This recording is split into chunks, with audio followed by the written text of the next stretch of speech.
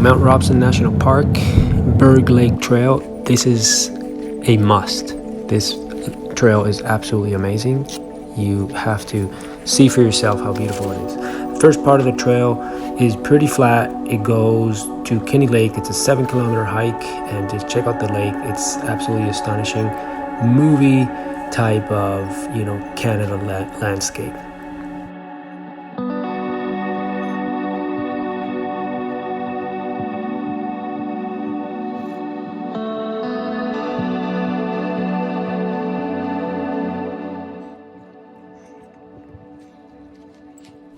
From there you go all around the lake. It's still not pretty steep, but it's really beautiful. The color of the lake is, the typical turquoise, and you just go all around until you get to the first kind of campground, which is, of course, is Kinney Lake Campground, and it also has a shelter. Some campgrounds or areas have these type of shelters, which are pretty good, especially if it rains or something, and others don't. Then you keep on hiking and until you get to the second shelter. The second shelter is Whitehorn, which we're going to get to after this esplanade.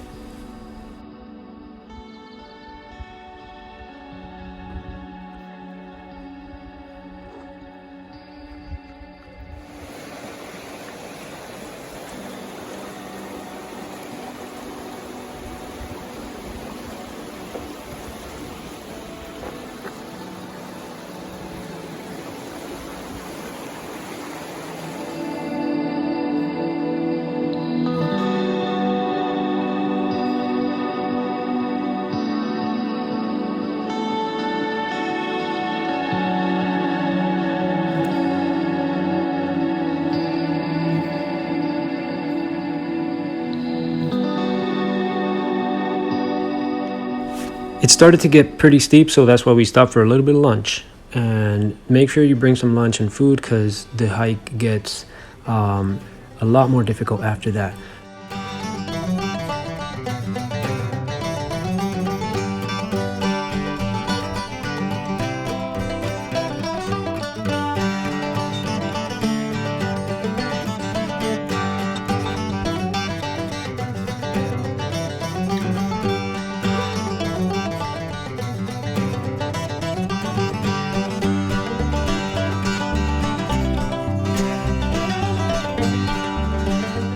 So we stopped here at Whitehorn just for a short rest, and then it just starts going up all the way to Emperor Falls, which is the next campground after Whitehorn. And yeah, it starts to get really, really steep.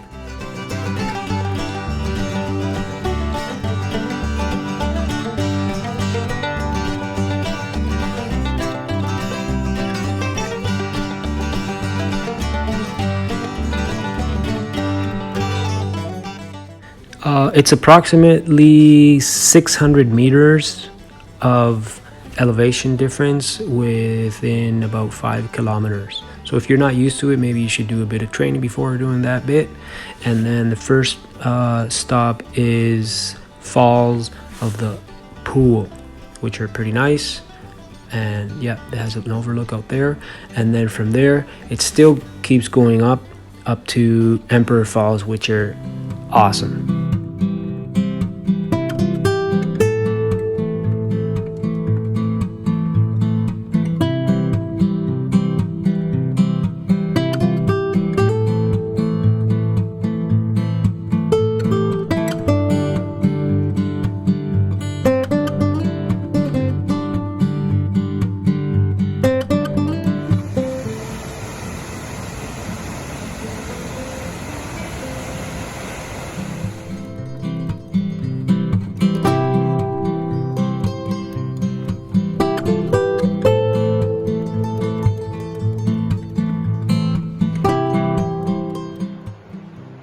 After the actual falls, there's actually another campground. These are kind of the campground pods around this wet path. And from there, you have to then hike for about another 5 kilometers to Marmot. Marmot is at the foot of the glacier, and that's another campground, but this one has no shelter. So if you're looking for shelter, I would actually hike for another 2 kilometers to Berg Lake Campground, which has a shelter and is pretty ready for even like harsh weather or anything like that. But anyways, this is right here is after the bridge that we're going to cross now is Marmot Campground.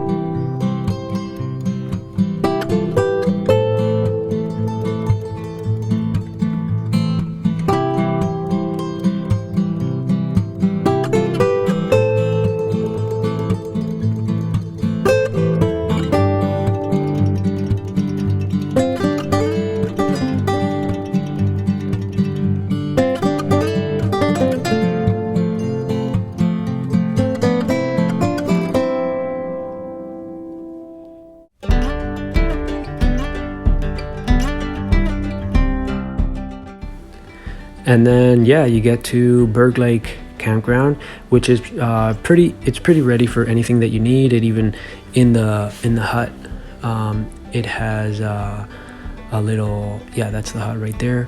It has picnic tables and it has a little like a fireplace when it gets cold, because it's kind of the base camp to do all the other hikes, because there's other hikes from there to have a different view of Berg Lake Glacier and all that. But yeah, just look for yourself. And even as you saw in the beginning, some of the places to pitch your tent are actually on this wooden kind of altar, or little piece of wooden area, so you know, if the water rises or anything, you don't get wet. So this campground is pretty ready for anything. A lot of people actually stop here and hike from here to all the other places. A bit of history there, and the view is amazing. Here's for yourself to keep warm, a little bit of picnic tables, and yeah, I would definitely recommend to do this trail. I would actually camp, or at least book, because you have to book, I forgot to say that, you have to book for, I would book at least two nights, you know, because if you do it all in one, just sleeping once, it gets pretty tiring if you're carrying your bag and all that, and you can't actually do any other trail. You could go all the way to Berg Lake and then back, which is already amazing, but you can't do any of the other ones. So I would book at least 2 or 3 nights at the different campgrounds and check it out, do a little of the smaller hikes, and then just come back down. Make sure that you check out for the weather, because it could get pretty harsh up there, and also the campsites are only open from June, mid of June, to September, end of September. So make sure you choose the best season. I would choose late June, July, even August, like from mid-July to August, because that's kind of when the weather is nicer. A bit of clouds hit us when we went there, which kind of covers it up. And even though it's still amazing, because you know it clears out, but sometimes you know, you want to see the peak, which is the highest in the Canadian Rockies at 4,000 meters. So you know, it's something that you kind of want to not miss.